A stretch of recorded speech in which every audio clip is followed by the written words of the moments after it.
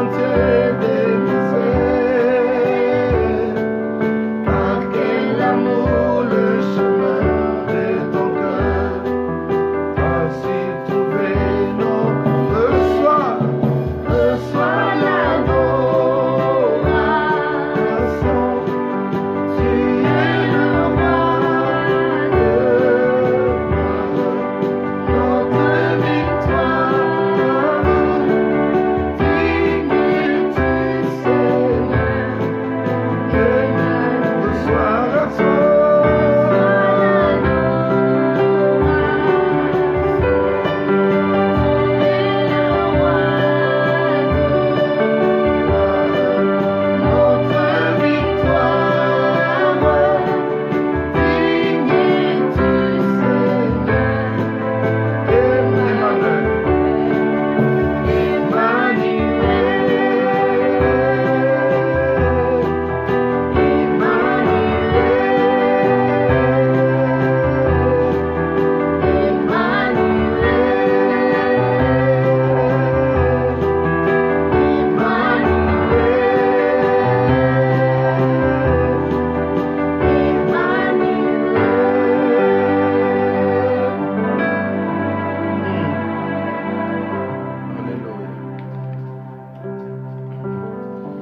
Père, nous te rendons grâce.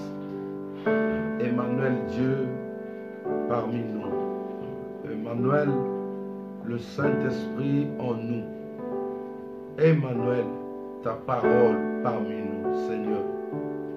Nous sommes contents, nous sommes heureux ce soir encore pour rester dans ta présence, pour passer ces moments si précieux pour nos vies, ces moments vitaux pour notre destinée, pour nos familles, pour nos foyers, Seigneur.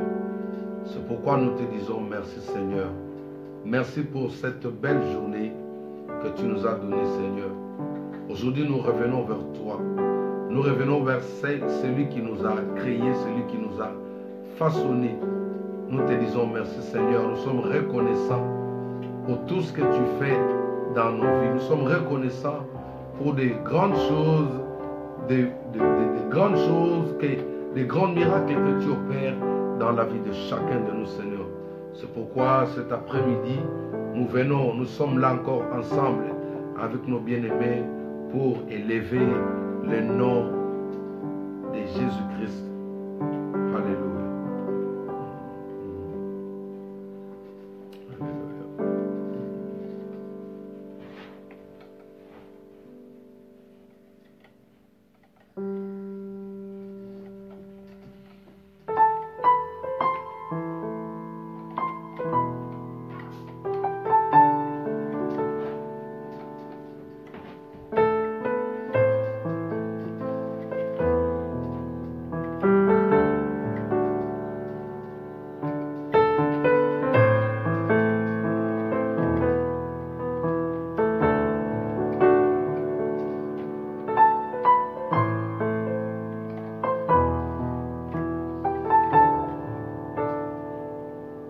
Tu peux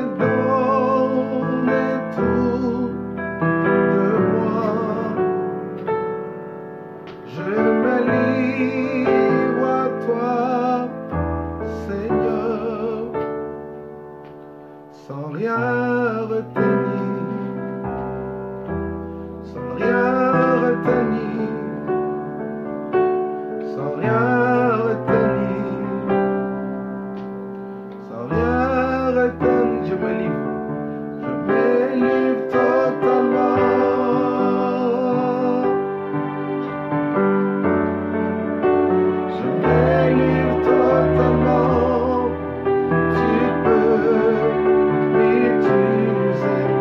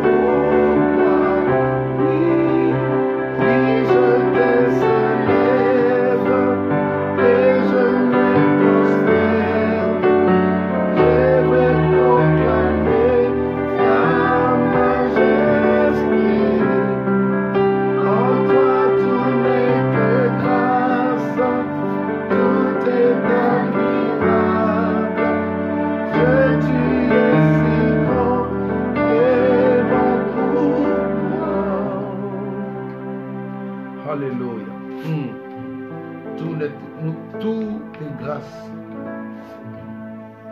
En toi, tout est grâce, Seigneur. Nous n'avons pas mérité d'être en vie. Nous n'avons pas mérité d'être en bonne santé. Mais c'est par ta grâce, Seigneur. Alléluia.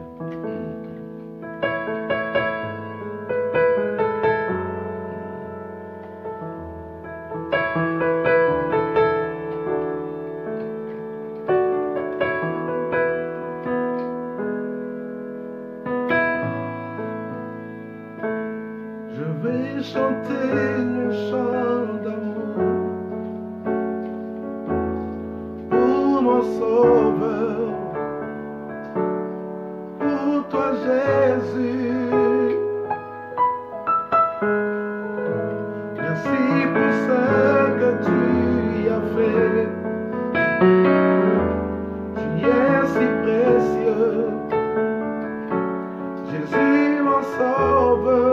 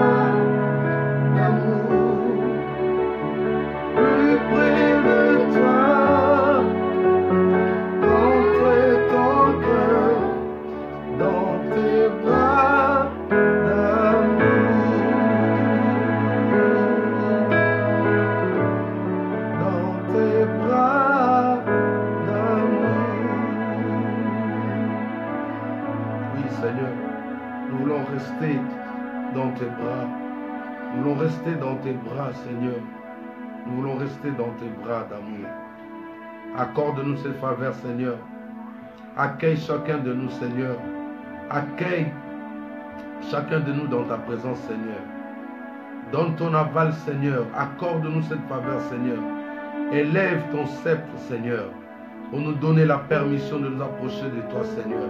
Nous te supplions, Esprit de Dieu. Alléluia.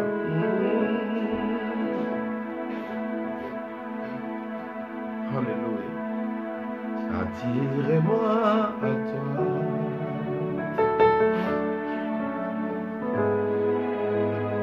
Ne me laisse pas.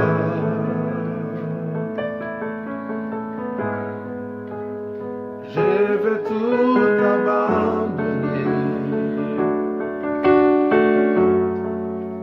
et restaurer notre amitié.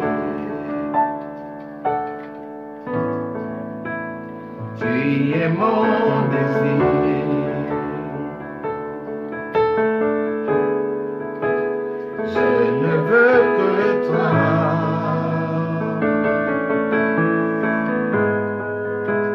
Rien ne peut te remplacer dans ma vie. Dans tes bras, je suis rassuré. Oh, oh, oh, oh. Montre-moi la voie.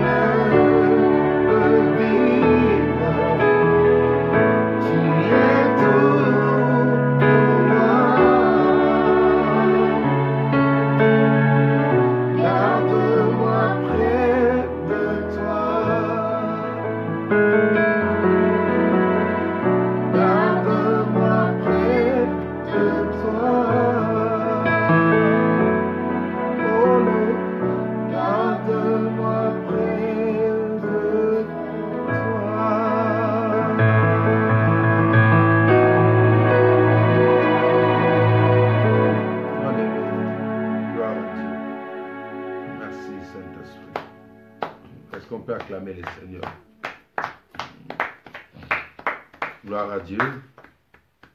Gloire à Dieu. Gloire à Dieu. Merci à toutes et à tous, tous ceux qui se sont connectés. Soyez bénis. Soyez bénis. Nous croyons que vous avez passé une très bonne matinée dans la présence du Seigneur. Et nous voudrions encore ensemble bénéficier de cette faveur que le Seigneur, que le Saint-Esprit accorde à chacun de nous de pouvoir l'écouter. J'ai toujours dit que la parole de Dieu est la chose la plus importante pour l'Église ou pour un enfant de Dieu. Pourquoi? Parce que sans la parole de Dieu, il nous sera difficile de vivre la main de Dieu dans nos vies. C'est la parole qui attire la main de Dieu, c'est la parole qui pousse Dieu à réagir, c'est la parole qui pousse Dieu à bénir, c'est la parole qui pousse Dieu à créer. Alors, je rends infiniment grâce à notre Dieu pour ces beaux moments que nous avons passés à l'église La Lumière avec le pasteur Max. Nous bénissons l'Éternel pour la vie de son serviteur et nous disons un grand merci à la personne du Saint-Esprit pour ces beaux messages que nous avons reçus. C'est avant midi. Et nous voudrions ce matin, cet après-midi, revenir sur nos enseignements que nous avons commencé depuis un certain moment. Alors je nous invite à associer nos amis, à associer nos collègues, à associer nos enfants.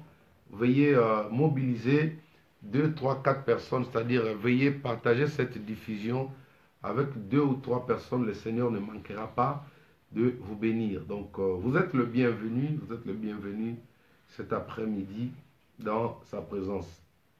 Alors avant d'entamer le sujet du jour, un nouveau thème que nous aurons un bon moment de partage sur ce thème qui est aussi important. Je vais essayer de revenir sur ce qui a été dit. Est-ce que tu peux déplacer l'enfant s'il te plaît? Je vais essayer de revenir sur ce qui a été dit depuis la semaine dernière.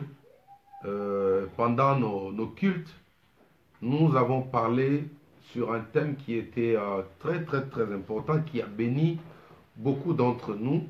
Nous recevons de retour auprès de ceux-là qui sont sincères, qui rendent toute la grâce, toute la gloire à notre Dieu. Et combien ces enseignements sont en train de visiter, sont en train de transformer, sont en train de guérir le cœur. Donc nous bénissons Dieu, nous bénissons le Saint-Esprit pour son œuvre. Alors nous avons parlé la semaine dernière sur proclamer avant l'aurore. Nous sommes restés pendant longtemps sur ce thème. Nous avons dit qu'il était important que chaque enfant de Dieu apprenne à se lever tôt pour pouvoir planifier le jour. Il est important pour un serviteur de Dieu, pour un père de famille, pour tout homme, tout être humain, d'apprendre à se lever tôt pour planifier, pour préparer la journée. Vous pouvez déplacer l'enfant s'il vous plaît. Alors, nous avons vu par différents, de multiples textes de la Bible, exemple dans Genèse chapitre 32, verset 26e, la Bible dit que l'ange dit à Jacob, laisse-moi m'en aller, car l'aurore s'élève. Et nous avons dit que l'aurore, c'était cette courte période de transition entre la nuit et le jour. C'est-à-dire que c'est une période qui annonce la fin de la nuit et le commencement du jour. Alors c'est au travers de cette courte période qu'un mystère s'est passé dans la vie de Jacob. C'était au travers de cette courte période que le nom de Jacob a été métamorphosé, changé en prenant le nom d'Israël. Voyez, donc nous comprenons que ces moments, l'aurore, c'est un moment qui renferme un grand mystère. L'ange dit, laisse-moi m'en aller car l'aurore arrive. C'est-à-dire que la mission des anges s'arrête avant l'aurore, avant le jour. Quand l'aurore avance, quand cette période arrive, tous les anges doivent plier leurs mallettes pour aller faire le compte rendu auprès de celui qui les avait envoyés. Et vous allez voir dans Job chapitre 1er, à partir du verset 6e, la Bible dit que tous les enfants de Dieu étaient réunis et l'ennemi aussi se présenta. C'est-à-dire qu'ils étaient en réunion de compte rendu. Chacun allait déposer le compte rendu par rapport à la mission qui lui a été adressée. Il était parti visiter Adeline, visiter Véro, visiter Freddy. Il devait rendre compte, dire comment il a trouvé, comment il était. Alors, merci à mon frère Migloire, que Dieu te bénisse. C'est-à-dire que l'aurore, c'est cette courte période, pasteur Max, que Dieu te bénisse, c'est cette courte période qui se situe entre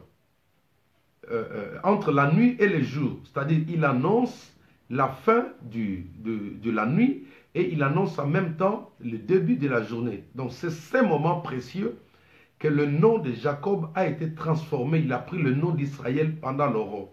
Et c'est toujours pendant l'aurore que la décision a été prise, merci l'homme de Dieu, a été prise pour que le diable avait reçu l'aval d'aller toucher notre bien-aimé Job. Vous voyez qu'il est important, il y a pas mal de versets, il est très très très important pour chacun de nous, enfants de Dieu, que tu sois, je ne sais pas de quelle confession, de savoir qu'il faut planifier, il faut programmer, il faut préparer la journée. Et à quel moment? Ce n'est pas à 6 heures du matin, ce n'est pas à 7 heures du matin, mais c'est avant l'aurore, c'est-à-dire qu'avant que le jour commence. Parce que dans la journée, c'est le moment où nous vivons le résultat de ce qui a été dit la nuit. Le jour, c'est le moment où nous vivons maintenant ce qui a été déclaré avant l'aurore. C'est-à-dire que Jacob a commencé à vivre les bénédictions liées à ces noms qu'il avait reçus, Israël, à 6 heures du matin. Vous voyez, chers amis, donc il faut comprendre qu'il est important pour nous, au jour d'aujourd'hui, d'apprendre à nous lever tôt. C'est pourquoi nous sommes là tous les jours, à 5 heures pile jusqu'à 6 heures, nous prenons le temps de déclarer, de dédier la journée entre les mains du Seigneur. Une question simple. À quelle heure l'ennemi a frappé à la porte de Job? Vers quelle heure l'ennemi a frappé à la porte de Job? C'est-à-dire, c'était, je crois qu'au début de la journée, à 6 heures, 7 heures, 8 heures. C'est pourquoi celui qui se lève tôt, il dévance l'ennemi. Il prend de l'avantage sur l'ennemi. Il planifie déjà les choses. Si ce jour-là, Paul avait le reflet de pouvoir se tenir debout avant l'aurore, mon ami, il allait écraser le plan de l'ennemi. Il allait paralyser les desseins du diable. Il allait tout neutraliser. Il allait tout désamorcer. Mais le fait de se réveiller à 6 heures du matin, parce que la grâce est là. Le fait de se lever à 9 heures du matin, parce que la grâce est là. La Bible dit, quand vous ignorez le plan de l'ennemi, les desseins du diable, vous lui donnez de l'avantage sur vous. Voyez, celui qui se lève tôt, c'est lui qui prend de l'avantage. C'est-à-dire que quand l'ennemi arrive, bien qu'il avait reçu le feu vert de Dieu pour aller toucher ses biens, mais au ciel, Dieu, les anges attendaient que le diable allait se faire massacrer par Job. Je pensais que quelqu'un allait dire Amen avec moi. Le ciel attendait que le diable puisse se faire massacrer par Job. Pourquoi? Je vous ai dit qu'il avait une qualité, alléluia, une qualité qui lui donnait déjà la supériorité. 1 Pierre, chapitre 5, verset 8 à 9, la Bible dit, résistez-lui avec une foi ferme et il fuira loin de vous. Rien que si tu prends cette parole de la Bible, mon ami, c'est-à-dire que Job, avec sa foi, il allait être résistant. Avec sa foi, il allait être consistant. C'est-à-dire qu'un sorcier peut recevoir l'aval de qui que ce soit. Un sorcier peut recevoir l'aval du chef de ta famille. Mon ami, il peut recevoir l'aval du chef de quartier, du président de la République. Il peut recevoir l'aval de qui que ce soit. Mais dès le moment, toi tu sais te lever avant l'aurore et que tu commences à proclamer, tu commences à neutraliser, tu commences à tout désamorcer. Dès qu'il arrive devant ta porte, mon ami, il sera confondu. C'est pourquoi nous avons dit que nous sommes à l'époque où nous avons besoin des chrétiens, des hommes de foi qui sont résistants. On n'a pas besoin des hommes de foi qui sont affaiblis. C'est-à-dire, tu peux avoir la foi et te faire massacrer et tomber victime des tirs du diable. Cependant qu'il y a certains, ceux qui ont compris avec leur foi, ils sont costauds, ils sont résistants. C'est-à-dire, dès que tu vois le premier tir de l'ennemi frapper à ta porte, tel qu'il a fait avec Job, il a touché ses biens. Si Job était l'église d'aujourd'hui, il allait s'élever pour s'interposer, c'est-à-dire le deuxième tir allait taper à côté. Le deuxième tir allait taper à côté, mon ami. Tu vois pourquoi il est important pour toi et moi de nous lever tôt. Alors, je t'invite pour toi qui ne savais pas, tout le jour de 5h à 6h, nous n'avons qu'une heure du temps. Pour quelle raison? Pour planifier notre journée, pour désamorcer, pour annuler tout ce qui a été dit. Et ce culte-là concerne tout le monde. Ce n'est pas seulement un culte des chrétiens. Tout être humain, souvenez-vous, je vous ai toujours dit que le diable est l'adversaire de l'être humain. Même ceux-là qui marchent avec lui, il les combat en même temps. Même ceux qui sont ses agents, il les détruit. Parce que c'est sa nature. Personne ne peut changer la nature de l'ennemi. Personne ne peut changer la nature du diable, soi-disant parce qu'il ne prie pas. Parce que je ne vais pas à l'église, je n'ai pas des attaques. Non, si tu vois rien, c'est-à-dire tu es aveuglé. Si tu vois rien, c'est-à-dire que tu es dans le noir, tu ne peux pas voir. Mais dès lors que tu as Christ, tu es éclairé, tu pourras tout voir, mon ami. Le diable, depuis le temps des temps, il est resté l'ennemi juré de l'être humain créé à l'image de Dieu. C'est pour cette raison que papa, maman, enfant, jeune, vieillard, tu as intérêt à te lever avant l'aurore. L'aurore est cette période de transition que Dieu te laisse pour pouvoir planifier, tout mettre au point. Job 38, à partir du verset 12e jusqu'au verset 15. Dieu pose 5 questions importantes, 5 questions importantes. Voilà. À Job, il lui dit, as-tu commandé au matin depuis que tu existes? Tu vois, c'est là, on sous-entend que notre beau monsieur qui avait plein de faveurs, qui avait cette vie de sanctification, mais il ne se levait pas tôt. Il ne savait pas que la sanctification ne met pas, c'est-à-dire la sanctification ne dispense pas se lever tôt pour proclamer. Tu peux être saint, mon ami, ça ne suffit pas. Tu peux être saint, craignant Dieu, mon ami, mais si tu n'apprends pas à te lever tôt pour planifier le jour, tu peux tomber victime comme Job. Job a été le premier victime qui avait reçu de coups de frappe alors que c'était lui qui était censé frapper l'ennemi. C'est lui qui était censé frapper l'ennemi, c'est-à-dire le ciel attendait le retour du diable pour qu'il lui dise, on t'avait prévenu. Hein? Celui que tu combats là, il a l'ADN de Christ, c'est un lion. Celui que tu es parti chercher à toucher, c'est un fils, c'est un enfant de Dieu. C'est-à-dire un enfant de Dieu ne peut pas se faire massacrer au jour d'aujourd'hui. Mon ami, quand tu es intègre, tu es fort. Quand tu es intègre, tu es puissant, mon ami. Un sorcier ne peut pas se moquer de toi. Un sorcier ne peut pas te toucher, mon ami. D'autant plus tu as l'intégrité. Cette qualité, la Bible dit que les gens qui sont intègres, ce sont... Que dit la Bible dans Jacques 4, je crois, au verset 16, la Bible dit, la prière fervente du juste a une grande efficacité. Alors que Job était déjà juste, alors que Job était déjà intègre. Donc il lui suffisait seulement de dire, je paralyse tous les desseins du diable. J'anéantis tous les plans du diable qu'il a prévu pour moi. En ce jour-là, mon ami, quand le diable allait s'approcher devant sa parcelle-là, il allait trouver l'armée des chérubins, mon ami. On allait le frapper encore, il allait recevoir le même coup qu'il a reçu au ciel. Et Dieu allait lui dire, je t'avais prévenu. Quand tu vas toucher mes enfants, quand tu vas toucher un homme intègre, un homme de foi, c'est-à-dire tu es en train de te suicider. Le sorcier ou la sorcière qui te cherche là, c'est quelqu'un qui, c'est un monsieur suicidaire. Parce que la Bible dit la prière fervente du juste a une grande efficacité. Job était intègre, mais il a oublié quelques clés importantes dans sa vie. Il ne suffit pas seulement d'être saint, de craindre Dieu et de rester comme ça. Non, apprends à te lever très tôt et planifier et désamorcer. L'intégrité te donne déjà de l'avantage. Quand tu parles, le monde des ténèbres tremble. Quand tu parles, le monde des ténèbres tremble, mon ami. Quand tu es intègre, l'ennemi ne peut pas porter des accusations sur toi. La Bible dit quoi? Que le prince de ce monde vient, mais il n'a rien de lui en moi. C'est-à-dire que Job était, oh alléluia, mais c'est Job, qu'est-ce que tu as fait? Il n'a rien de lui en moi. Quelqu'un qui dit comme ça, quelqu'un qui est justifié, proclamé par Dieu qu'il est intègre, mon ami, mais qui s'est fait massacrer alors que celui qui devait... Voilà un peu le message dont nous sommes en train d'enseigner, de partager tout le jour de 5 heures à 6 heures. Donc nous vous invitons de pouvoir répondre massivement, écouter cette parole et la parole va vous faire du bien.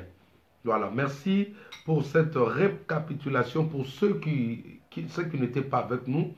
Si vous êtes intéressés, vous avez le temps, vraiment que Dieu vous aide à nous rejoindre. Alors le thème de ce soir, je vais introduire un thème que nous allons enseigner pendant ce mois. Nous allons parler sur les signes du temps de la fin. Voici notre thème de ce soir. Nous allons essayer d'introduire pour nous préparer à suivre ces messages. Nous allons parler sur les signes du temps. Alors, nous aurons 4 points principaux dans notre thème à développer. Nous aurons 4 points principaux ou 4 colonnes principales que nous aurons, qui feront l'objet de notre entretien. Premier point, nous allons parler des signes du temps de la fin liés à la nature de l'homme. Premier point, nous allons parler des signes du temps de la fin liés à la nature ou liés à l'homme. Et deuxième point, nous parlerons des signes du temps de la fin liés à la nature. Des signes du temps de la fin liés à la nature. Et troisièmement, nous allons parler de l'enlèvement. L'enlèvement, dont qui est aussi un point important que l'Église doit connaître. Et ensuite, nous allons parler de quelques conditions pour être enlevé. Quelques conditions pour faire partir de ceux-là qui seront transportés, de ceux-là qui vont rejoindre le Seigneur Jésus dans le Seigneur. Nous allons parler de quelques conditions. Il y a des conditions, mon ami.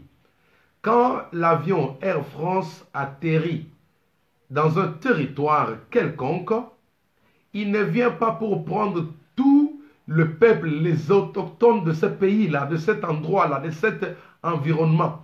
Quand Air France atterrit dans un pays d'Afrique, il vient pour récupérer, pour prendre ceux-là qui ont rempli toutes les conditions. Est-ce que quelqu'un me comprend?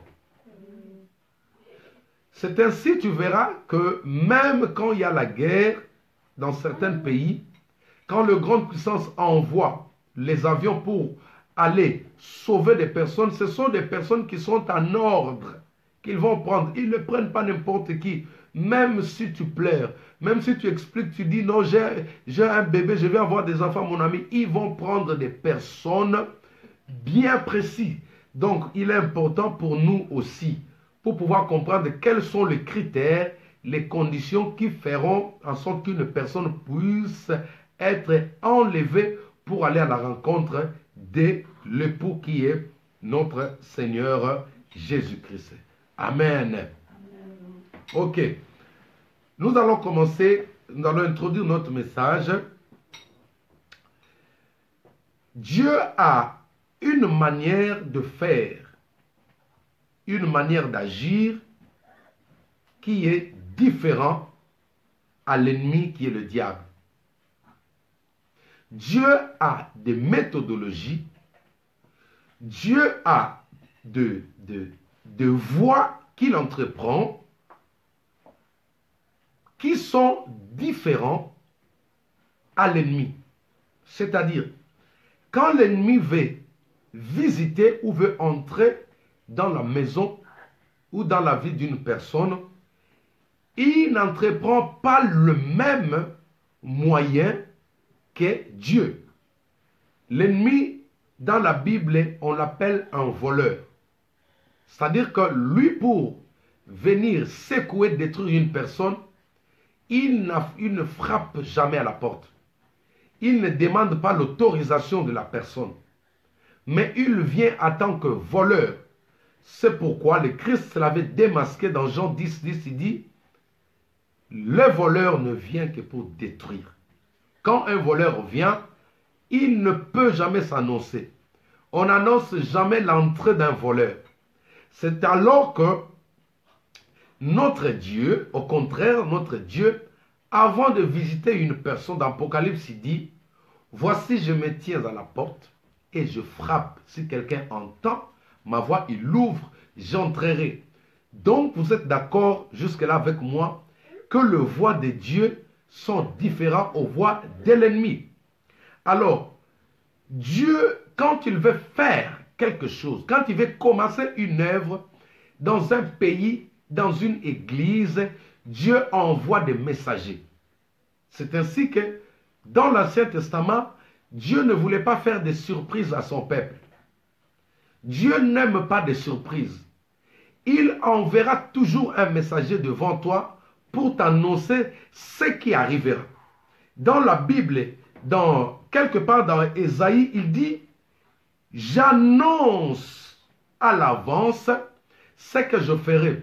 Il révèle toujours à l'avance ce qu'il prépare pour faire vis-à-vis de son peuple. Israël était informé qu'un jour, le libérateur viendra. C'est ainsi qu'au jour d'aujourd'hui, nous sommes face à une réalité. Nous avons des choses qui se passent tout autour de nous. Nous avons des catastrophes. Nous voyons que le cœur de l'homme est en train de changer du jour au lendemain. Alors, toutes ces choses-là, ce sont des messagers que Dieu met à notre portée pour nous annoncer quelque chose qui va arriver. Ce sont des prophètes, comme j'avais dit autrefois.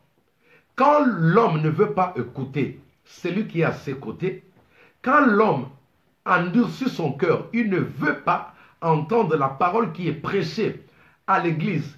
Quand on prêche comme ça sur Facebook, il y a des gens qui se moquent de nous. Il y a des gens qui disent n'importe quoi. Chers amis, c'est un moment important que Dieu a préparé pour que tu puisses être alerté, que tu puisses être informé. Dieu n'envoie jamais un prophète pour rien. C'est-à-dire que nous allons voir au jour d'aujourd'hui que Dieu, par sa souveraineté, il passe par tout le moyen possible pour prouver l'amour qu'il a vis-à-vis de l'homme. Dieu ne veut pas que l'homme arrive à dire que non, je n'étais pas informé, je n'étais pas averti. C'est pourquoi Dieu envoie des messagers qu'on appelle aujourd'hui des signes. Les signes dont il est question, ce sont des messagers du temps de la fin. Ce sont des prophètes, ce sont des voix, ce sont des moyens que Dieu prend pour nous transmettre un message.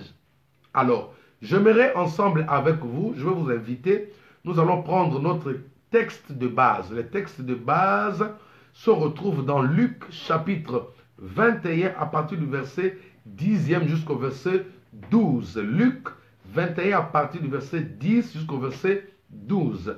Je fais la lecture pour la meilleure compréhension.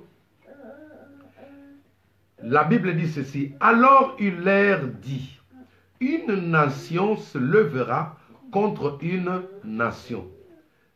Un royaume contre un royaume.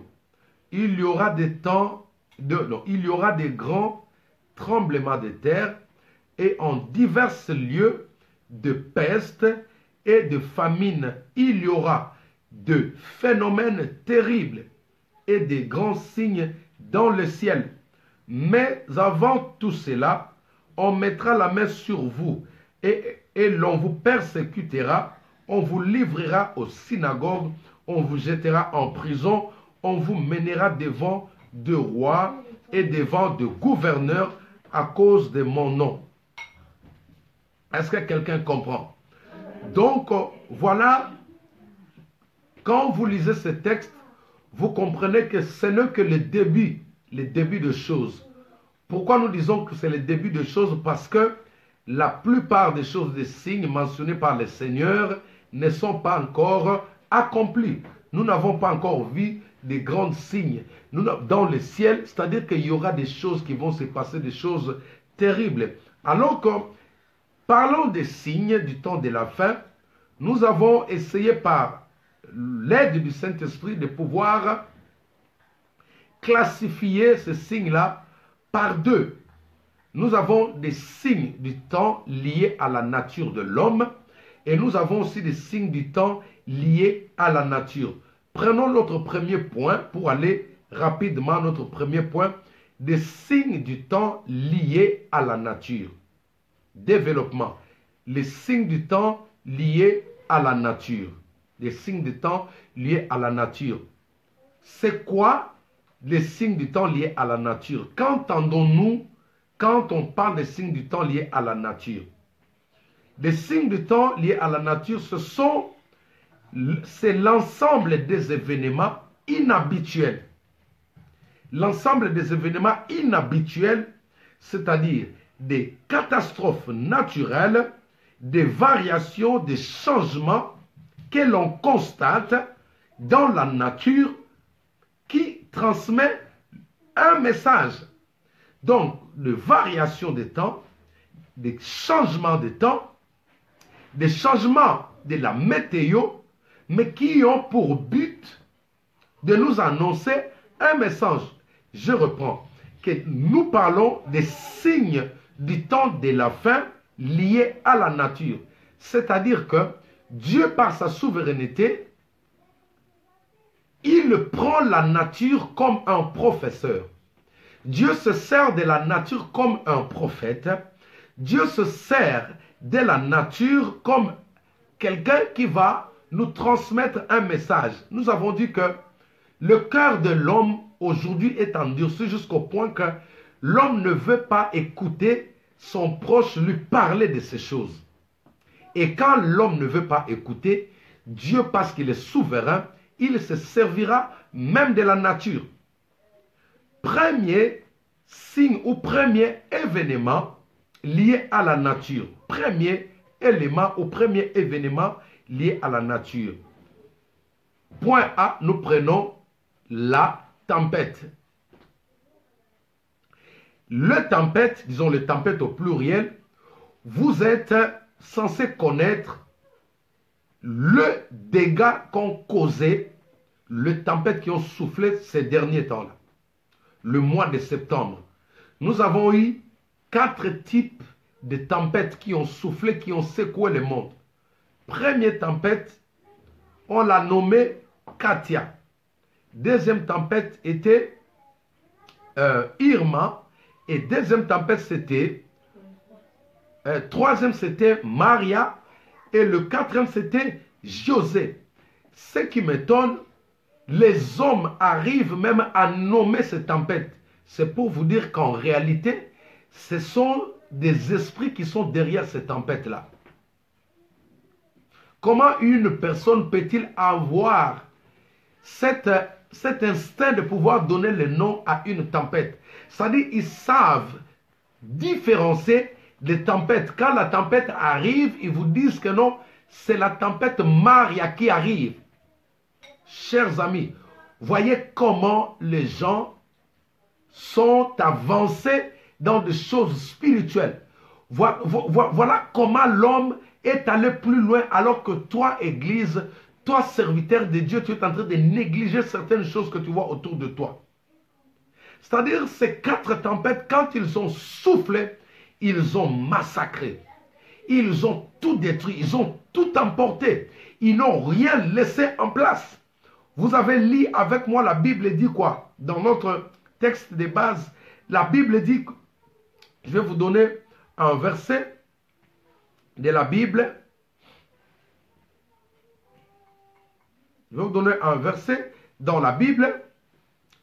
dans Ésaïe chapitre 29, verset 6. Ésaïe chapitre 29, Ésaïe 28, verset 2.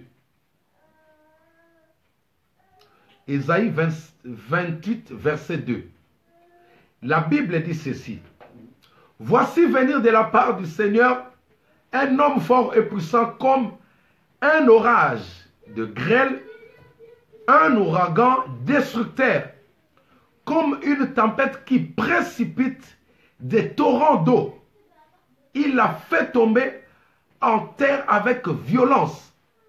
Voyez, chers amis, que quand des tempêtes s'élèvent, ils ne s'élèvent pas par leur volonté. C'est-à-dire que c'est Dieu qui les envoie.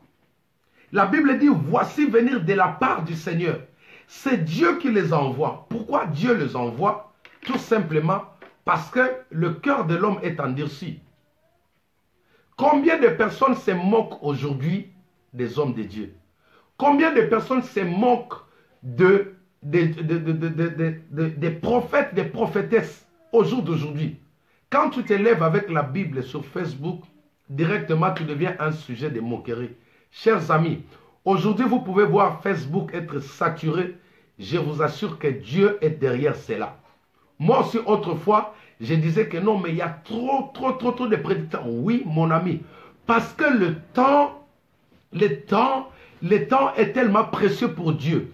Dieu ne veut pas perdre un de ses brebis. Christ ne veut pas perdre, c'est pourquoi. Si par Facebook, nous pouvons atteindre une personne, si par Facebook, nous pouvons sauver des âmes, chers amis, le Seigneur va susciter une génération de personnes sur qui vous pouvez tout dire, mais ils sont déterminés parce qu'ils ont reçu une mission, chers amis. Regardez, Dieu utilise la tempête. La Bible dit, voici venir de la part du Seigneur un homme comme un orage, une tempête. C'est Dieu qui envoie cette tempête dans des contrées, dans des environnements où les gens ne veulent pas entendre la vraie parole, où les gens ne veulent pas entendre la trompette qui annonce la fin de temps, et Dieu va susciter même une tempête. C'est-à-dire la tempête que vous voyez là, Maria, le tempête que vous voyez là, qui détruit, qui ravage, chers amis, ont pour but pour nous annoncer la fin de temps. La fin de temps est proche. Laissez-moi vous annoncer aujourd'hui que la fin de temps est proche. Et la fin de temps nous annonce, nous parle que de la venue de notre Seigneur. Jésus-Christ est à la porte. Le Fils de l'homme est à la porte. Ça, ce sont des premiers signes de fin de temps liés à la nature. Nous avons dit que Dieu va se saisir, va utiliser toutes les possibilités possibles pour annoncer son arrivée. Pourquoi? Parce qu'ils ne veulent pas que ce jour-là, quelqu'un dise non Seigneur. Seigneur, personne ne m'avait enseigné. Non mon ami, toi qui m'entends aujourd'hui, les catastrophes naturelles que tu vois là annoncent un message, la fin des temps est proche. Deuxième signe du temps de la fin, lié à la nature. Nous avons des tremblements de terre. Vous êtes censés savoir ce qui s'est passé au Mexique. Au Mexique, chers amis, des gens qui avaient de grands immeubles au jour d'aujourd'hui, ils ont tout perdu. Des gens qui avaient de belles voitures au jour d'aujourd'hui, ils ont tout perdu. Pourquoi? Parce que c'est Dieu qui envoie les tremblements de terre. C'est basant de l'endurcissement de cœur de ce peuple. Quand les gens ne veulent pas écouter, Dieu va utiliser même des moyens si durs. C'est le même Dieu-là qui avait permis à ce que son peuple puisse être assujetti par Nebuchadnezzar à Babylone, en Égypte, par Pharaon, pour le redresser. Et au jour d'aujourd'hui, pour sauver l'humanité entière, certains seront victimes de recevoir ces prophètes qui s'appellent le tremblement de terre. Posez-vous une question simple. Pourquoi ces catastrophes n'arrivent pas en Afrique? Pourquoi on ne parle pas de ces choses en Afrique? Vous voulez nous dire que non, c'est par rapport au temps, par rapport aux saisons? Non! Pourquoi, chers amis, aujourd'hui en Afrique, il y a encore des personnes qui parlent de la fin du temps? Un homme de Dieu a dit, c'est souvent ceux qui n'ont pas de moyens, des moyens qui n'ont pas, c'est-à-dire qui ne sont pas bénis, qui annoncent ce genre de messages. Laissez-moi vous dire, chers amis, que vous le voulez ou pas, même si c'est la vérité, le temps de la fin est proche. Le Seigneur est à la porte. Au jour d'aujourd'hui, si les Mexicains tombent victimes de ces choses, allez un peu au Mexique, allez regarder la vie. C'est-à-dire que la vie de ce peuple, comment les gens sont en train de se moquer de Dieu. Comment vous allez voir qu'au jour d'aujourd'hui, certaines choses qui sont anormales, des choses qui ne pouvaient pas être présentées, dites au milieu du jour aujourd'hui au Mexique, l'homosexualité est permis, chers amis.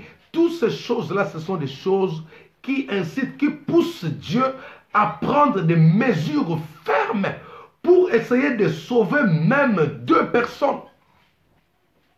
Si Sodome et Gomorrhe, à cause de leur manière de vivre, Dieu a accepté d'ouvrir les écluses des cieux, que les ciels puissent cracher les feux, chers amis. Dieu est capable d'envoyer les tremblements de terre, mais dans le but de sauver ne fût-ce qu'une âme. C'est pourquoi, peuple mexicain, peuple asiatique, vous qui me suivez, qui habitez les États-Unis, quand vous voyez ces catastrophes naturelles s'abattre sur vos pays, ce n'est pas le réchauffement climatique, laissez-moi vous dire. Ce n'est pas dû au réchauffement climatique. Ça, c'est l'intelligence de l'homme. Ça, c'est l'homme qui essaye de camoufler. C'est l'homme qui essaye d'étouffer. Mais la vérité est que la fin du temps est proche. Réchauffement climatique ou pas, la fin du temps est proche. Dieu, par sa souveraineté aujourd'hui, passe par la tempête, passe par le tremblement de terre pour sauver les âmes. Le peuple de Dieu qui me suit en ces moments, en Asie, vous qui me suivez en Amérique, dans tous les endroits, tous les environnements du monde où il y a des tremblements de terre, où il y a des grandes tempêtes, chers amis, même ici chez nous, en France, vous êtes censés savoir une vérité. Dieu ne vous parle pas de réchauffement climatique. Ça, c'est l'intelligence du monde. Ça, c'est l'homme qui essaye d'adapter les choses par rapport au temps. Mais la vérité biblique dit que le Fils de l'homme est à la porte. Bientôt, Jésus-Christ revient. Bientôt, Jésus-Christ revient. Parce que les hommes ne veulent pas écouter la parole de Dieu. Parce que les hommes de Dieu ne veulent pas écouter la voix de l'Esprit. Chers amis, Dieu va passer même par des signes liés à la nature. Dieu va utiliser la nature pour enseigner certaines personnes, pour enseigner les têtus, pour enseigner les athées. Chers amis, vous savez combien de personnes, par le tempête, par les tremblements de terre aujourd'hui, ont compris que non, au-dessus de tout, il y a un Dieu puissant. Il y a des gens qui étaient devenus des orgueilleux. Pourquoi? Parce qu'ils avaient de l'argent, ils avaient des moyens. Pourquoi? Parce qu'ils avaient des grands immeubles, parce qu'ils avaient des avions. Mais par ces 2 professeurs qui sont passés, qui ont dévancé, chers amis, au jour d'aujourd'hui, je crois qu'ils se retrouvent dans les églises. Quand il y a eu tremblement de terre aux Antilles, il y avait une maison, je ne sais pas si, il y avait une cabane où était logée une famille chrétienne pauvre. Une petite maison en tôle. C'est-à-dire que quand le tremblement de terre est passé, quand ce prophète est passé, chers amis, il a détruit la maison présidentielle des Antilles. Le tremblement de terre a secoué tous les grands sites des Antilles, en Haïti, chers amis. Mais quand il est arrivé devant cette cabane, cette maison qui n'était pas construite sur des fondements solides, il est passé à côté. Pourquoi? Parce que Dieu était là, chers amis. Voyez, mon ami, quand vous avez la parole, Quand vous comprenez que la trompette est en train de sonner, quand vous préparez votre vie, chers amis, ces professeurs-là ne viendront pas frapper à votre porte. Dieu permet ces choses parce qu'aujourd'hui, l'évolution est en train de nous tromper.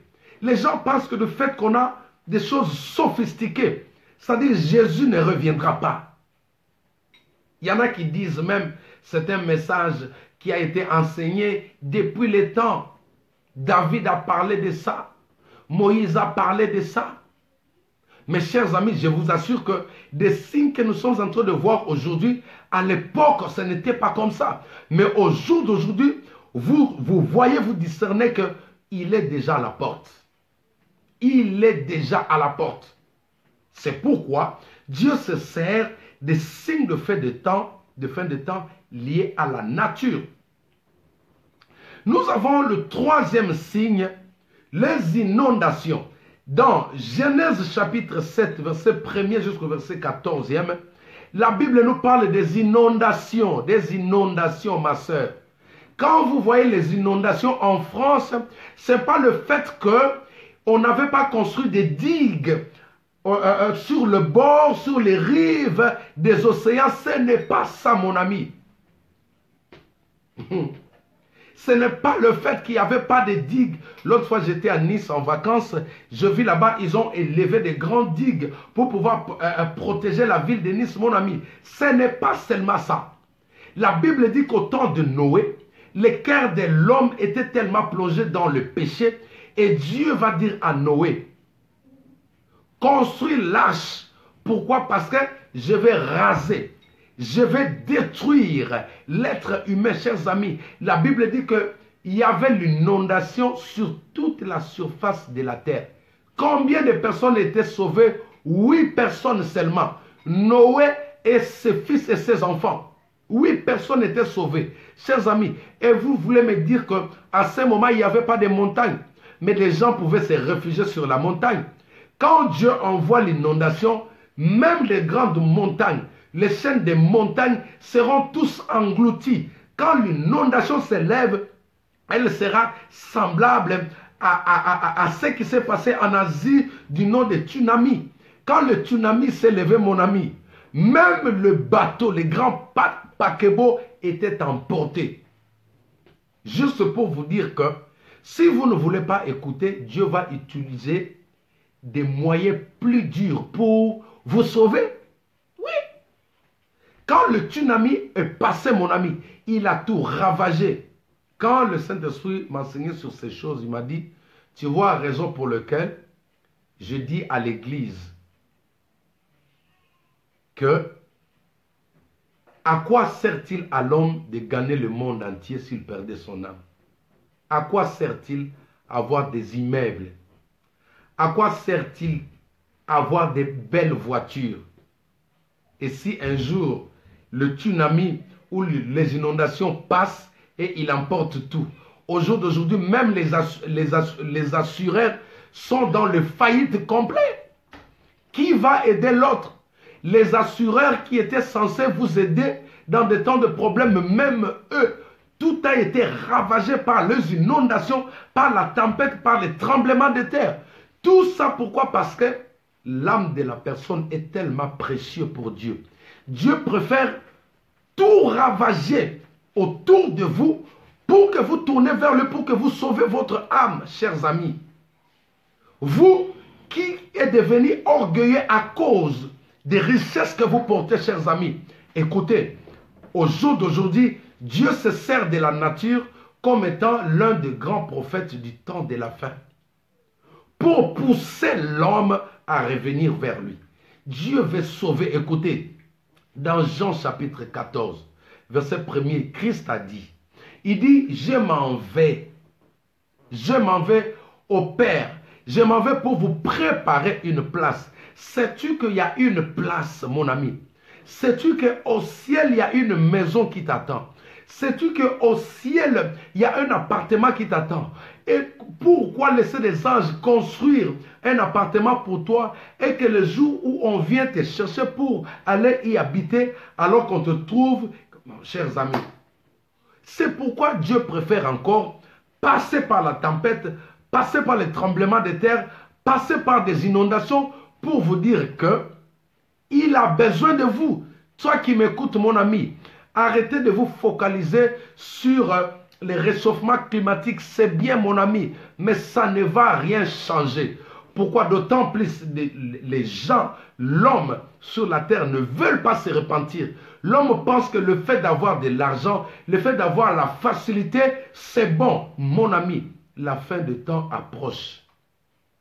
La fin de temps approche. Le Fils de l'homme est à la porte. Le Fils de l'homme est à la porte. Regardez ces grands pluies qui frappent aux États-Unis. Regardez ces grandes tempêtes, chers amis. Regardez des éruptions volcaniques qui se passent. Dernièrement, vous vous souvenez, en Asie, il y a un volcan qui s'est levé, mon ami. Tout ça, ce n'est pas au hasard, mais ce sont des prophètes des temps de la fin. Ce sont des enseignants des temps de la fin. Parce que vous ne voulez pas nous écouter. Vous pensez que le fait pour nous de passer sur Facebook, c'est pour se faire star. Non, mon ami, nous avons un message. Dieu a dit, ils ont Moïse. Ils ont le prophète, ils ont les évangélistes, ils ont le pasteur. Chers amis, les hommes de Dieu qui crient, qui parlent de la part du Seigneur, même s'il manque des habits, même s'il vient, je ne sais pas pour faire quoi, mais sachez-le que derrière chaque homme de Dieu, Dieu a une mission et cette mission, c'est de vous sauver.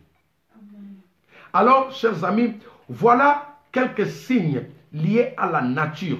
Et Dieu ne s'est pas seulement limité aux signes du temps liés à la nature. Il est parti plus loin. Vous allez voir que Dieu est parti même prendre des signes liés à la nature de l'homme. Des signes liés à la nature de l'homme. Je vais vous en donner un seulement et ensuite nous allons revenir le prochain dimanche par la suite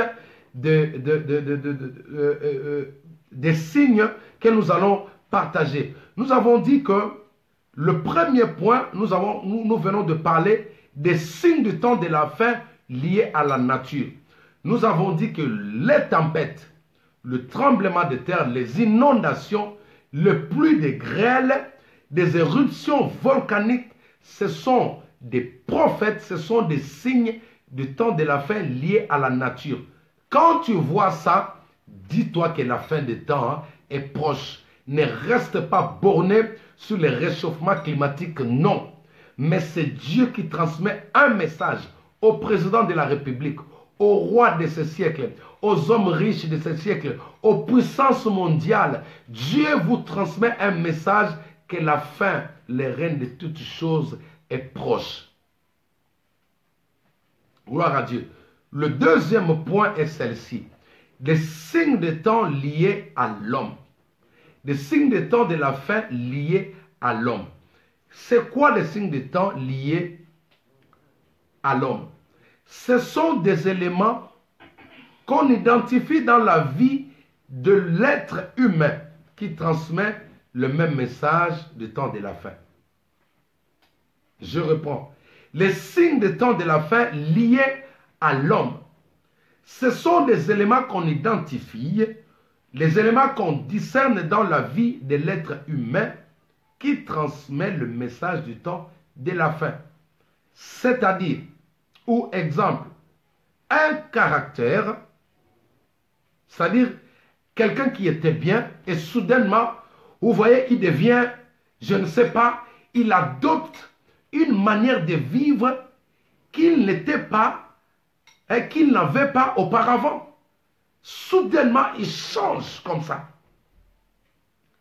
Ça peut être aussi une manière de parler, de réfléchir. Ça peut être un langage. C'est-à-dire qu'il était bien au début, mais depuis un certain temps, quand il vous donne une réponse, vous sentez comme s'il vous a mitraillé. Ça peut aussi être une motivation, une mauvaise motivation. C'était quelqu'un qui assistait les gens. C'était quelqu'un qui était courtois. Mais depuis un certain temps, il a changé. Il ne rend pas de visite. C'est-à-dire qu'il s'en fout de tout. Il ne s'occupe pas des gens. C'est-à-dire, il change complètement. Ce sont là ces signes liés à l'être humain qui annonce la fin des temps. Et j'aimerais vous inviter à prendre ensemble avec moi la Bible.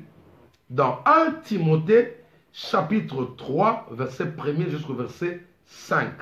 1 Timothée, chapitre 3, verset 1 jusqu'au verset 5. Je fais la lecture. La Bible dit ceci. Sachez que dans les derniers jours, il y aura des temps difficiles. Car les hommes seront égoïstes, amis de l'argent, fanfarons, hautains, blasphémateurs, rebelles à leurs parents, ingrats, irréligieux, insensibles, déloyaux, calomniateurs, intempérants, cruels, ennemis des gens de bien, traîtres, emportés, enflés d'orgueil, aimant le plaisir plus que Dieu, ayant l'apparence de la piété, mais reniant ce qui en fait la force. Éloigne-toi de ces hommes-là, dit la parole de Dieu. Est-ce que quelqu'un peut dire Amen avec moi? Nous parlons ici des signes des temps de la fin liés à l'homme, liés à la nature de l'homme, c'est-à-dire des éléments que nous allons identifier dans la vie de l'homme qui annoncent la fin des temps. Et nous avons énuméré au travers de ce chapitre une dizaine des éléments. Nous allons en prendre deux pour pouvoir introduire cet enseignement. Premier élément lié à la nature de l'homme qui annonce la fin des temps. L'égoïsme. La Bible dit que les hommes seront égoïstes. Dans 1 Timothée 3, verset 2. Les hommes seront égoïstes. J'aimerais parler de l'égoïsme. L'égoïsme, c'est quoi par définition? L'égoïsme, c'est l'attachement excessif porté à soi-même et à ses intérêts, au mépris des intérêts des autres. Voilà la définition de l'égoïsme. Je reprends. L'attachement excessif porté à soi-même et à ses intérêts, au mépris des intérêts des autres. C'est-à-dire, quand on dit que les hommes deviendront égoïstes, c'est l'un des premiers signes liés à la nature de l'homme. C'est-à-dire que l'homme voudra tout avoir pour son bien. L'homme voudra vivre mieux que son voisin. L'homme viendra vivre mieux que sa femme. L'homme viendra tout avoir. C'est-à-dire qu'il n'y aura plus d'égalité. Cette notion que nous avons vue dans les Actes des Apôtres, au chapitre 2, à partir du verset 42, la Bible dit qu'ils persévéraient ensemble. C'est-à-dire que dans la fraction de pain, le bien de l'autre là, était pour les autres. Chacun amenait ses biens pour pouvoir le mettre au profit de tout le monde. Cette notion-là, dans le temps de la fin, le diable va le voler dans le cœur des gens. C'est ce qui fait qu'au jour d'aujourd'hui, l'homme préfère que l'on parle toujours de lui. L'homme devient égoïste jusqu'au point qu'il est prêt même à sacrifier son prochain. Il est prêt à vendre son prochain. Vous allez voir dans la Bible que Caïn était devenu égoïste. Il voulait que la bénédiction revienne seulement auprès de lui. Mais quand il s'agit de bénir son frère, il était colérique. Pourquoi? Parce qu'il avait cet élément, cet signe de temps de la fin, appelé l'égoïsme. Au jour d'aujourd'hui, il y a des personnes parmi nous, dans l'église, parmi nous, parlons d'abord des enfants de Dieu. Quand on veut parler du bien de l'autre, lui, son cœur là, il n'arrive pas à dormir. Pourquoi seulement lui? pourquoi elle se marie. Quand on annonce que l'autre va se marier bientôt, au lieu de soutenir, au lieu d'applaudir l'élévation de l'autre, elle se met en colère.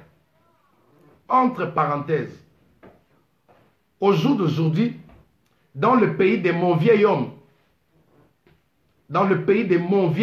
appelé le Congo démocratique, parce qu'aujourd'hui je suis citoyen céleste, je suis congolais de papier, mais je suis citoyen céleste, mon pays c'est le ciel. La Bible dit que Christ nous a transportés, nous sommes là-bas. Nous sommes sur terre, mais nous sommes citoyens du ciel. Nous sommes ciélistes. C'est pourquoi en Christ, il n'y a pas de Congolais, il n'y a pas des Haïtiens. En Christ, il n'y a pas de Balouba. Quand tu vois quelqu'un te dire que moi je suis Moulouba, il n'a pas encore compris. Nous sommes tous des citoyens célestes. Il a fait de nous un royaume de sacrificateurs. Nous portons tous des mêmes valeurs. Nous défendons une même culture, la culture du royaume. Est-ce que tu peux dire Amen avec moi? Amen. Quand vous allez en Afrique aujourd'hui, des gens arrivent à jeter un mauvais sort appelé Mbassou chez nous. Les Mbassou, c'est le genre des ulcères que le diable avait frappé Job dans la Bible. Ce sont des ulcères. Déplacez un peu l'enfant, s'il vous plaît. Je ne veux pas entendre ce bruit-là. Prenez l'enfant, déplacez l'enfant. C'est le type des ulcères qui font ravage au jour d'aujourd'hui. Tout ça pourquoi? Parce que l'homme est devenu égoïste. C'est-à-dire que l'homme veut que tous les succès, que l'on suit seulement son nom. Dans la famille, on ne peut pas dire que c'est le tour de l'autre là. On ne peut pas dire que non, Moninga Bali Sepe là. Quand on dit ça, non. Quand on voit un homme qui vient frapper à la porte pour chercher, pour demander la main de l'autre là, ou de son propre ami, il va voir un féticheur pour trouver ses mauvais sorts afin de pouvoir détruire la vie de l'autre.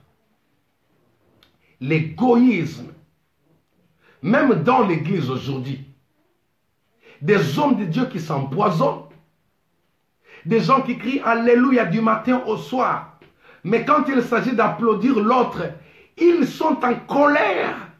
Pourquoi? Lui, il est venu seulement hier. Nous, on était encore là. Nous, on avait commencé. C'est nous qui avons commencé cette église. Pourquoi on va l'acclamer? L'égoïsme même parmi les enfants de Dieu. Quand l'autre émerge, ça fait du mal. Et quand tu vois ça, quand tu constates ça, dans la vie d'une personne bien-aimée, il ne faut pas haïr la personne. Il ne faut pas le maltraiter, mais comprends seulement que ces signes-là, ce sont des signes de fin de temps liés à la nature humaine. La Bible dit que les hommes seront égoïstes jusqu'à priver même son propre fils. L'homme veut que lui d'abord qu'il mange bien. C'est-à-dire que si lui n'est pas rassasié, il ne peut même pas donner à son propre fils. Les maris qui veulent bien s'habiller plus que sa femme. L'homme ne veut pas la notion d'égalité. Il ne veut pas qu'on dise que non, ah, toi et ta femme, vous êtes chic. Toi et ta femme, vous êtes beau. On vous admire. Quand tu parles de sa femme, il dit, ah non, bon, ça, ma femme, oui, mais sinon c'est moi qui est en train de le façonner. L'égoïsme dans le couple. L'homme veut que ce soit seulement lui. Ça dit que l'on parle seulement de lui. Quand il vient, vous sentez que non, ah, l'homme. Mais quand est-ce que tu vas prendre soin de ta femme égoïste? Tu envies le femme des autres, mais façonne aussi ta femme. Quand tu sors, c'est pourquoi un bon monsieur, un bon mari, c'est celui qui fait en sorte que sa femme devienne une fleur pour lui. Oui. Oh non, une femme, il ne faut pas l'honorer. Mon ami, tu es dans l'erreur. Tu es égoïste. Des gens qui sont prêts à acheter une veste à 1000 €, mais quand il faut acheter pour sa femme, pour ses enfants, non, on va regarder. Nazar Mbongo, je n'ai pas d'argent sur mon compte. Tu es égoïste. Il y a aujourd'hui des hommes qui vont manger dans des grands restaurants. Ils préfèrent manger, être rassasiés avant d'arriver à la maison, chers amis. Égoïste, tu dois te repentir. Ça, ce sont des signes des temps. Un homme marié ne peut pas mener cette vie que tu es en train de mener là. Toujours moi, c'est mon argent, c'est ma maison, c'est mes biens, ça j'ai acheté, c'est pour moi, c'est mon compte. L'homme ne peut pas avoir accès dans ton compte, la femme ne peut pas avoir accès dans ton compte. Égoïste, ce sont là des signes des temps de la fin. Nous avons dit que l'égoïsme, c'est l'attachement excessif, porté à soi-même. Tu veux, donc le premier, yokaka. Tout le temps que l'on parle seulement de toi. Quand on veut dire non, c'est un bon pasteur, seulement toi. La grande église, c'est seulement toi. Beaucoup d'argent, seulement toi. Il est beau, seulement toi. Intelligent, seulement toi. C'est-à-dire, tu supportes mal. Quand l'autre est visité, mon ami, tu sens et tu dois te repentir. Tu sais que c'est une sémence démoniaque, diabolique. Toi qui ne supportes pas le bien des autres. Toi qui ne supportes pas que l'on dise du bien des autres, mon ami. Écoute, tu as été déjà séduit par le diable. Ta vie là, c'est un enseignement pour les autres. Quand tu vois quelqu'un qui est égoïste auprès de toi, comme le genre de Judas, qui veut que tout revienne à lui, à cause d'un parfum, il est prêt à vendre une personne. L'égoïsme, c'est l'un des signes de fin des temps liés à la nature ou à l'être humain. Est-ce que quelqu'un m'entend? Est-ce que quelqu'un m'entend? Amen. Rapidement. Deuxième signe. Je suis en train d'introduire ce message. La Bible dit que les hommes seront amis de l'argent. Amis de l'argent. Je crois que ce serait là notre dernier point. Amis de l'argent. C'est là le grand problème. 1 Thessaloniciens, verset 4, chapitre 4, 1 Thessaloniciens 4, verset 6. Suivez-moi très bien. 1 Thessaloniciens 4, verset 6.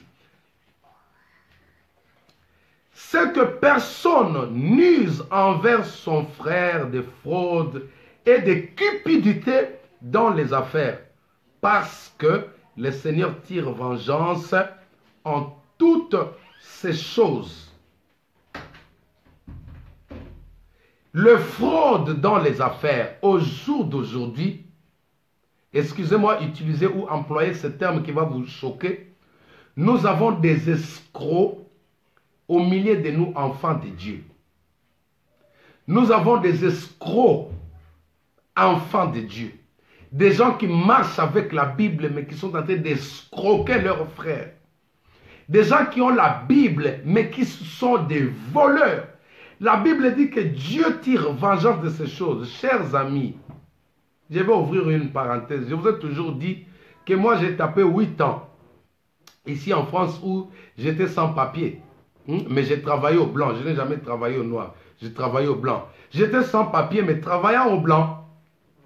Parce qu'un enfant de Dieu ne peut pas travailler au noir. Quand tu es déjà noir comme moi, on te dit encore d'aller travailler au noir, comment peux-tu être béni, mon ami? Il faut travailler au blanc au nom de Jésus.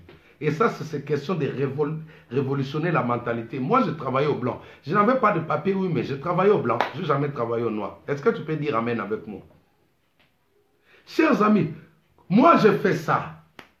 Tu travailles avec quelqu'un, soi-disant un chrétien, mon ami, à la fin du mois, il disparaît. Quelqu'un qui te fait travailler, c'est quelqu'un qui porte la Bible. Il occupe une poste dans l'église, mais c'est lui qui est en train de maltraiter ses frères et sœurs. Toi qui fais ces choses, tu as été déjà la victime du diable. C'est-à-dire que ta vie là, tu dois te repentir. Et ce que tu fais là annonce aussi le signe de fin de temps. Les hommes deviendront amis de l'argent. Aujourd'hui, l'argent est devenu un dieu dans nos églises.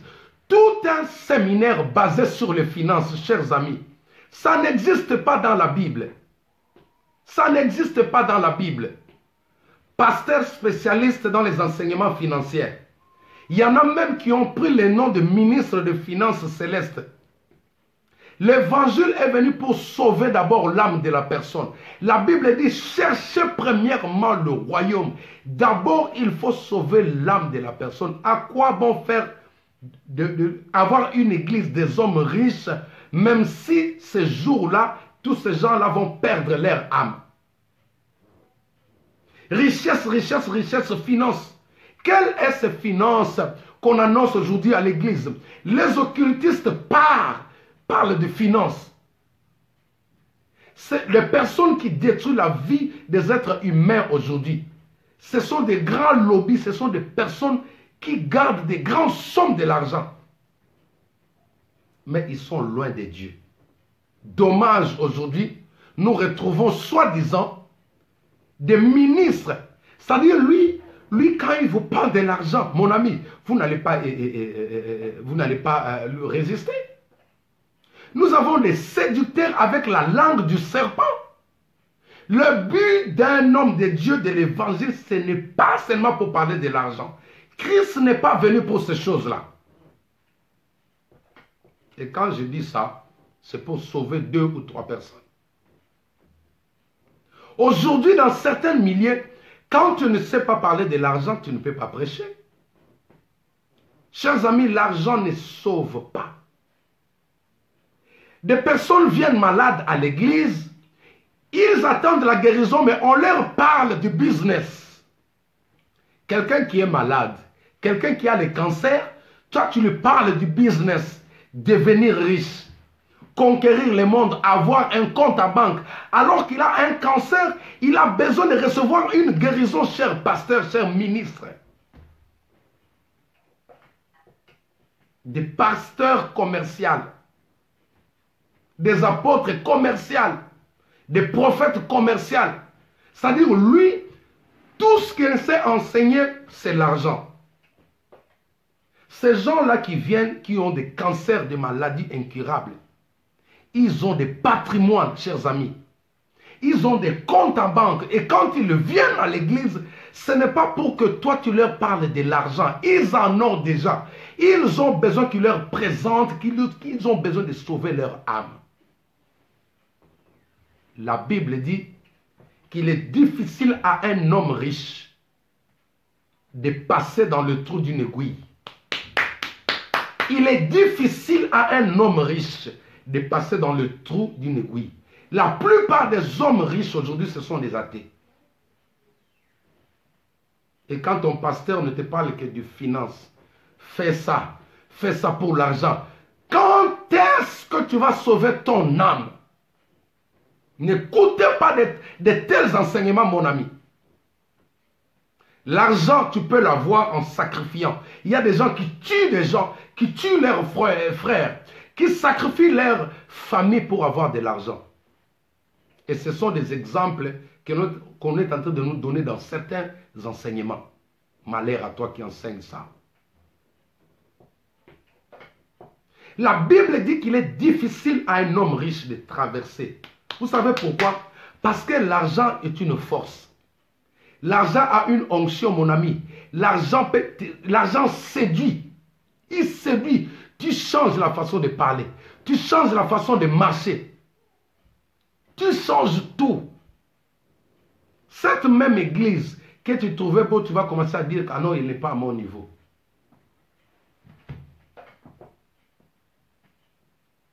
Les gens deviendront amis de l'argent. Amis de l'argent. À cause de l'argent. Vous savez, chers amis, je faisais mes recherches et le Saint-Esprit m'a inspiré. Aujourd'hui, le taux du crime causé par la mafia, chers amis, l'estimation de crimes, de pertes de vie causées par la mafia dans le monde est élevé plus que même les accidents de route. La mafia, ce réseau appelé la mafia, c'est-à-dire, c'est un environnement où on ne parle que de l'argent. Et quand tu te retrouves dans cet environnement-là, mon ami, mais ta vie ne vaut rien. Quand tu es dans le mafia, là où il y a des grandes sommes de l'argent, mon ami, ils sont prêts à te sacrifier pour l'intérêt de leur argent. Les gens deviendront amis de l'argent. Combien de hommes de Dieu sont dans la mafia aujourd'hui? Combien de hommes de Dieu vendent la drogue aujourd'hui? Combien de hommes de Dieu sont devenus des escrocs? amis de l'argent, des prédications dans le but d'avoir de l'argent derrière. Les prédications de séminaires dans le but de soutirer de l'argent. Les hommes deviendront amis de l'argent. Les hommes n'auront pas la pitié. Il n'y aura pas d'amour. Parce que dans la mafia, l'amour n'existe pas. Quand tu brises l'une des principes, on t'ôte la vie. Les hommes deviendront amis de l'argent. Es-tu victime de ce virus appelé l'amour de l'argent? Tu dois te repentir.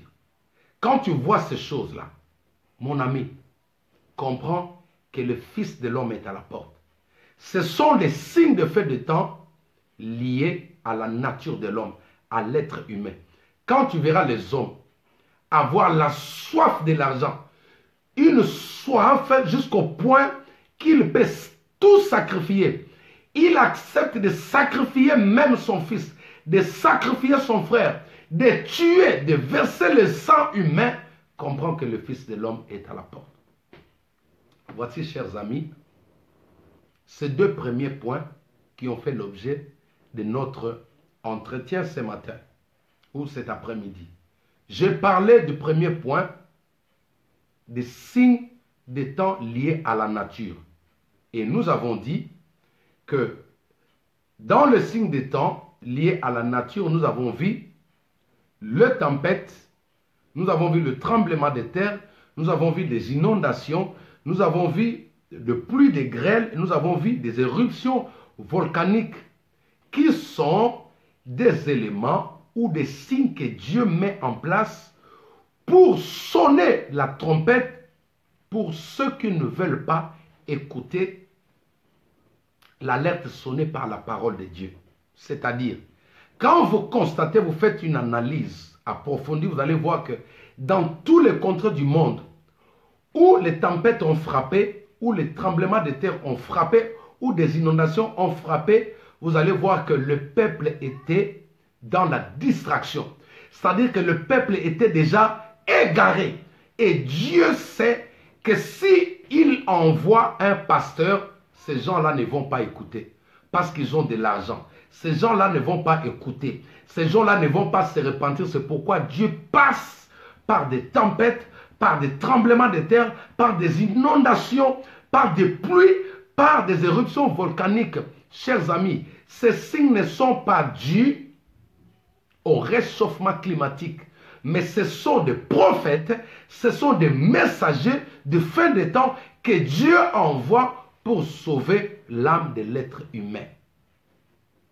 Si les gens ne veulent pas croire à l'évangile que nous annonçons, ils le croiront par des signes que Dieu va envoyer, qui sont des tempêtes, qui sont des tremblements de terre. Par des tremblements de terre, ceux-là qui étaient des athées, ils ont compris que l'argent ne protège pas. Ils ont compris qu'une maison ne protège pas. Ils ont compris que des bunkers ne protègent pas. Car Dieu envoie des tempêtes, c'est pour confondre les gens qui pensaient qu'avec leur argent, ils peuvent acheter le ciel. Le Fils de l'homme est à la porte. Le Seigneur arrive. Et le deuxième point, nous avons parlé des signes de fin des temps liés à l'être humain, liés à l'homme que nous sommes. La Bible dit que nous avons parlé de deux points seulement. Nous avons parlé de l'égoïsme. La Bible dit dans 1 Timothée chapitre 3 au verset 2, la Bible dit que les hommes seront égoïstes. Ils deviendront égoïstes. Et nous avons dit que l'égoïsme, c'est l'attachement excessif porté à soi-même, à ses intérêts. Vous verrez qu'au jour d'aujourd'hui, même ceux-là qui viennent de retraite, ils ne veulent pas sentir que l'on dise du bien de l'autre. Même ceux-là qui sortent des mêmes églises, des mêmes pères, mêmes mères, ils sont dans l'église, ils ont du mal de supporter l'élévation de l'autre. Ce sont des signes de temps liés à la nature de l'homme. Et nous avons parlé aussi de l'amour de l'argent. La Bible dit que des gens deviendront, ils auront l'amour de l'argent, c'est-à-dire amis de l'argent. Et nous avons dit qu'au jour d'aujourd'hui, de vrais escrocs sont dans nos églises. Quelqu'un qui peut gêner, mais dans le but d'organiser un séminaire et avoir beaucoup d'argent. Aujourd'hui, ce sont des chrétiens qui sont en train d'escroquer leurs propres frères. Moi, je suis le premier, j'étais le premier victime. Quand je travaillais au blanc, là, quand je travaillais au blanc, le 8 années, là, j'ai fait ça. Il y en a même un qui m'a appelé, qui m'a insulté, m'a dit, mais toi, faux pasteur, on va te poignarder, tu ne nous laisses pas dormir, pourquoi? Mais mon frère, on est frère à l'église, j'ai travaillé quand même. Donne-moi le paix que je mérite. Vous voyez?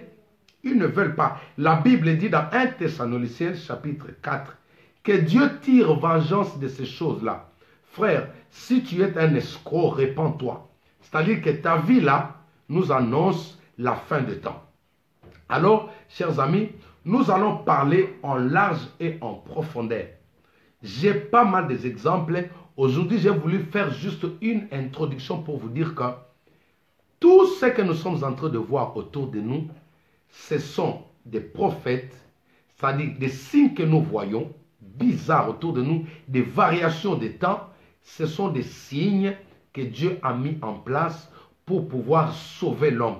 Dieu veut passer par tous les moyens possibles par sa souveraineté pour sauver même ceux qui ne croient pas à la Bible. Même ceux qui ne veulent pas entendre les noms de Christ.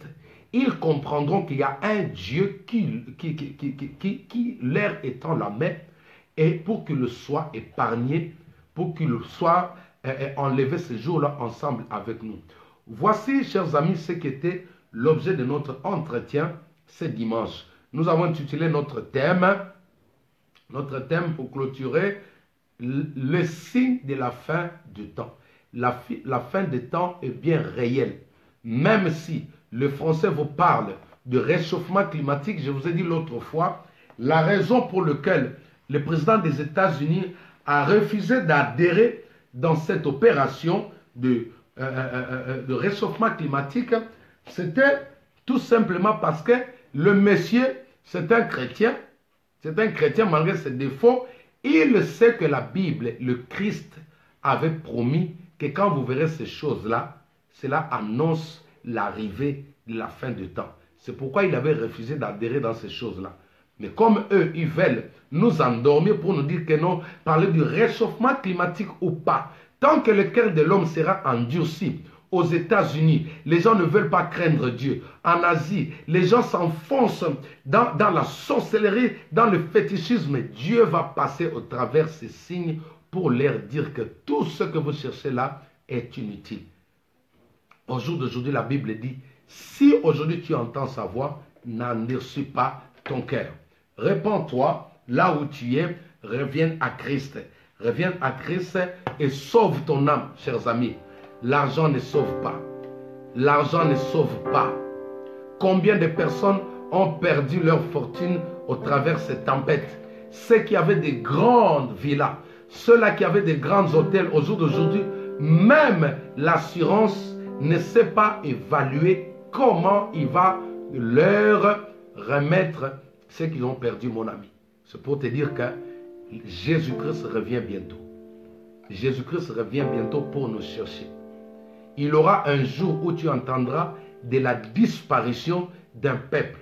Il y aura un jour, toi, qui t'entête à cause de ton argent, qui t'entête à cause de fétiches, qui devient orgueilleux à cause de la maison, à cause, chers amis, que Dieu bénisse le pasteur Max. Il a dit quelque chose qui est parti jusqu'au fond de mon cœur. Il a dit, Paul et Barnabas ont impacté le monde alors qu'ils étaient encore locataires. Est-ce que tu peux croire ça? Jésus-Christ a impacté le monde alors qu'il n'avait pas un endroit où poser sa tête. Mais toi aujourd'hui, on te dit que tu dois impacter la terre avec des voitures. Tu vas impacter la terre avec des immeubles. Mon ami, tu es dans l'erreur. Ce pasteur qui te dit ces choses-là, il n'a pas encore compris. Tous ceux-là qui ont impacté la terre, ce n'est pas l'argent qui a fait leur force, mais c'était leur identité d'enfant de Dieu qui a fait que Paul, sans voiture, sans maison, sans compte en banque, il a impacté toute l'Asie. Chers amis, l'impact ne vient pas par l'argent. L'impact ne vient pas par des maisons. L'impact vient par la relation, par l'intimité que tu as avec le Saint-Esprit. Alors, là où tu es, répands-toi. Si en toi, il y a l'égoïsme, c'est-à-dire, tu veux que tout revienne à toi. Tu veux tout, c'est-à-dire que toi, le meilleur, toi, la tête c'est toi. Donc, tout, toi, le haut sommet. Il y en a même qui disent, je suis la tête et non la queue avec l'orgueil. Non, on ne veut pas ça. L'égoïsme, tout. Donc, lui, quand il y a séminaire, quand on n'a pas mentionné son nom sur l'affiche, il ne va pas venir, il ne va pas chanter. Parce qu'ils ont fait ce séminaire, ils ne m'ont pas honoré, je ne veux pas venir. C'est-à-dire, il veut que sur l'affiche, que lui, sa photo soit en grand caractère, pour que l'on sache que c'est le hôte du séminaire. Égoïsme. Il veut que tout soit centralisé sur lui. C'est-à-dire, d'autres photos là sur les affiches là seront en miniature.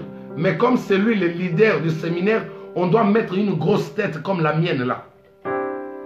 Pour que les gens sachent, pour que les diables sachent que non, ah, donc c'est lui là qu'on doit... Chers amis, certaines attaques vous arrivent parce que vous n'êtes pas diplomate. Vous voulez vous exposer, que l'on sache toujours que non, c'est lui le leader de l'église. C'est lui le pasteur principal de l'église. Ça lui, sa tête doit être au-dessus. Les têtes des autres invités, là, il faut le mettre à bas. Non. J'ai béni les hommes de Dieu. Alléluia. J'ai béni les hommes de Dieu qui ne tiennent pas compte de ces choses. D'ailleurs, la Bible dit que la renommée de Salomon se répandait, mon ami, sans affiche, sans passer sur le net, sur Facebook. Les gens ont entendu parler de Salomon. Ça, c'est l'égoïsme. Même sur les affiches, tu vois ça. Dans nos groupes, dans nos chorales, là, il y en a qui ne veulent jamais laisser les autres chanter. Même dans nos chorales, dans nos églises, là. Donc lui, comme il est là, celui-là, le nouveau, il ne monte pas. Sinon, on va le filmer. Sinon, on va le voir. Égoïsme, même dans nos églises. Surtout quand il y a des caméras, mon ami. Parmi les chantres, mais ils peuvent te tuer. Ils peuvent t'empoisonner. Il y a des feux rouges comme ça, comme... Mon ami, non, ne lui laisse pas les leads. Non, non, non, non, non, non. Si tu lui laisses les leads là, lui, il est venu à peine là. Ne lui laisse pas les leads. Ne lui donne pas ce micro-là. Le micro qui chante bien, il n'y a que lui qui a droit à ce nouveau micro-là. Égoïste. Tu dois te repentir. Et tout ça, ce sont des signes de temps liés à la nature de l'homme. Sublime vient chanter pour nous. Nous allons remercier le Seigneur. Nous avons introduit un message. Au travers de ces messages, j'ai vraiment des choses à dire. Je crois que même dans la semaine, je vais prendre chaque point, chaque élément. Je ferai de cela l'objet de notre partage. Pour vous expliquer que l'égoïsme aujourd'hui fait partie des signes du temps de la fin liés à l'être humain. Quand tu vois ton frère ne partage pas, ton frère de même père, même mère, il ne veut pas partager, mon ami, comprends que ça, ce sont des signes qui annoncent la fin des temps. Il n'y a pas d'amour dans la famille. C'est-à-dire que l'autre veut manger plus que les autres, même dans la famille. C'est-à-dire qu'il prépare, il prend le gros morceau de viande là, il le met à côté pour lui. Il ne peut pas le mettre dans la marmite où tout le monde va mettre sa main. Il garde ça, l'égoïsme. Nous allons aller en profondeur. Ce sont des enseignements qu'on ne peut pas partir comme ça dans 30 minutes parce qu'il y a vraiment, nous allons voir l'égoïsme dans la famille. Nous allons voir l'égoïsme dans le couple. Nous allons voir l'égoïsme dans le choral. Nous allons voir l'égoïsme dans nos églises. Même parmi les pasteurs, il y en a des égoïstes. Nous allons voir l'égoïsme même dans le pouvoir, dans la politique. Nous partirons un peu plus loin pour vous montrer comment ce virus est en train de ronger en même temps d'annoncer la fin des choses.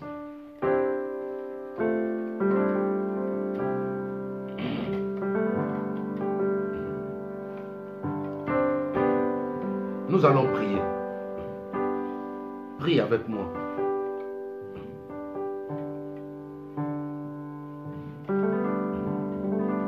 Je reconnais que tu peux tout. Et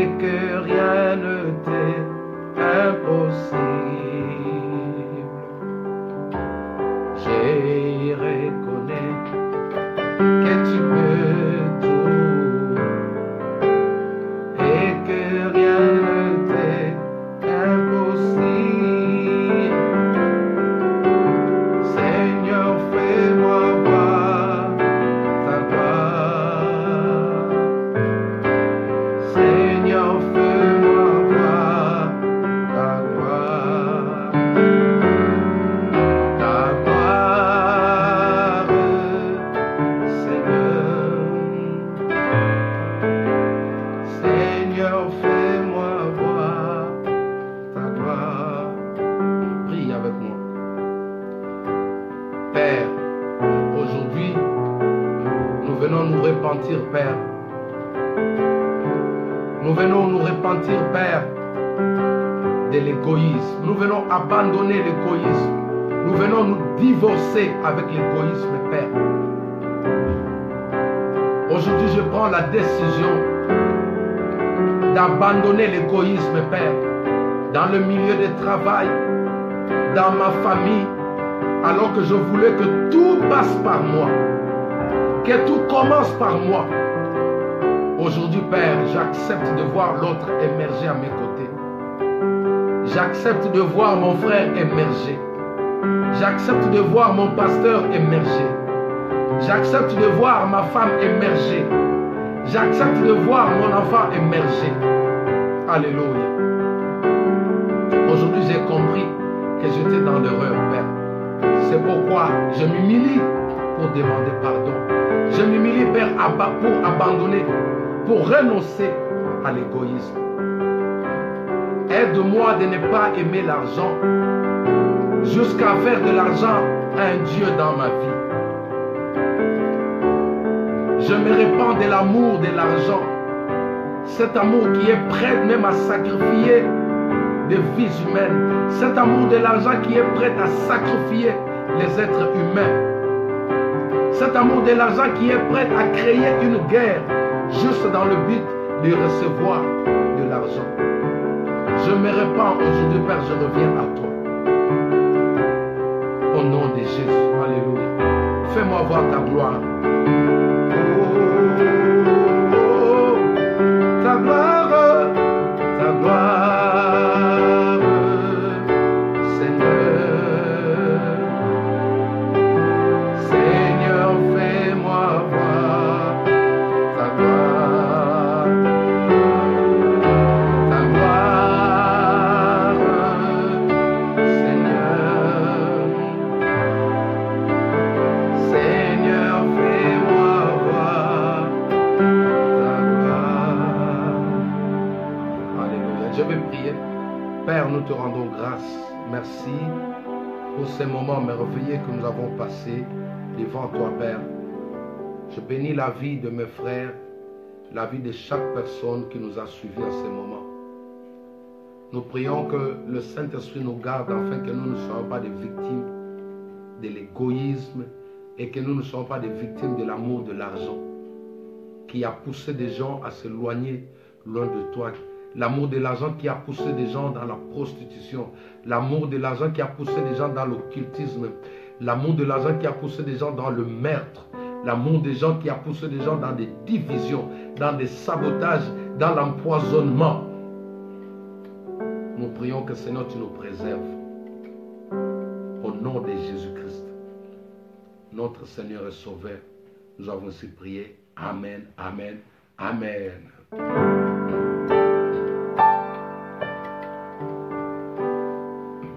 Gloire à Dieu. Gloire à Dieu. Nous sommes arrivés à la fin de notre moment de prière, de notre culte. Donc, réécoutez ces messages. Prenez du temps pour méditer là-dessus. Et partagez ces messages avec vos amis, avec vos collègues de travail. Dieu ne manquera pas de vous bénir. Je vous invite déjà demain à 5h pile pour la suite, la continuité de notre message sur la proclamation, proclamée avant l'aurore. Je crois que nous avons introduit cela et demain à 5h pile, nous sommes là pour faire la continuité de nos prières Nous passons des beaux moments dans la prière, des moments poussants forts dans des prières intenses pour préparer la journée. N'oublie pas qu'une journée, tu dois la préparer. Alors, quant à moi, je vous dis au revoir et passez une très bonne soirée dans la présence du Seigneur. Rendez-vous à ne pas manquer demain à 5 h. Ciao, ciao, ciao.